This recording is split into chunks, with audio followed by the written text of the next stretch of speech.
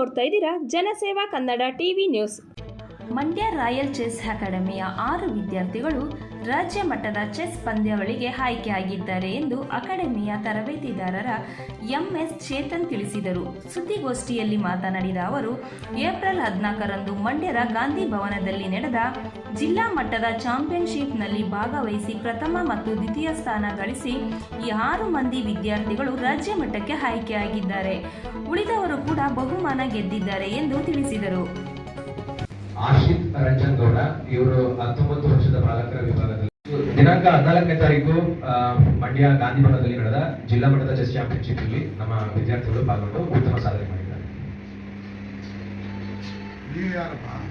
Trainer sir, ಮುಖ್ಯ ತರಬೇತಿ. ಇವರಿಗೆ entry fees district chess association ಇಂದ ಅವರೇ ಪೇ ಮಾಡ್ತಾರೆ. ಇವರು ರಾಜ್ಯ ಮಟ್ಟದ ಚೆಸ್ ಪಂದ್ಯಗಳಿಗೆ ಇವರು ಪಾಲ್ಗೊಂಡಿದ್ದಾರೆ. ಮೊದಲನೇ ಬಹುಮಾನ ಮತ್ತು 2ನೇ ಬಹುಮಾನ, ಪ್ರಥಮ ಸ್ಥಾನ ದ್ವಿತೀಯ ಸ್ಥಾನ ಪಡೆದವರು ದ್ವಿತೀಯ ವಿಭಾಗದಲ್ಲಿ ಫಸ್ಟ್ ಸೆಕೆಂಡ್ ಯಾರು ಸೆಲೆಕ್ಟ್ ಆಗಿರ್ತಾರೆ ಅವ್ರಿಗೆ ಜಿಲ್ಲಾ ಮಟ್ಟದ ಚೆಸ್ ಅಸೋಸಿಯೇಷನ್ ಇಂದ ಎಂಟ್ರಿ ಫೀಸ್ ಕೊಟ್ಟು ಇವರು ಪಾಲ್ಗೊಳ್ಬಹುದು. ಪ್ರಥಮ ಮತ್ತು ದ್ವಿತೀಯ ಸ್ಥಾನ ಅದು ಒಂದೊಂದು ವಿಭಾಗಕ್ಕೆ ಒಂದೊಂದು ಇರುತ್ತೆ. ಸದ್ಯಕ್ಕೆ ಅಂಡರ್ 17 ವಿಭಾಗದಲ್ಲಿ 750 ರೂಪಾಯಿ ಎಂಟ್ರಿ ಫೀಸ್.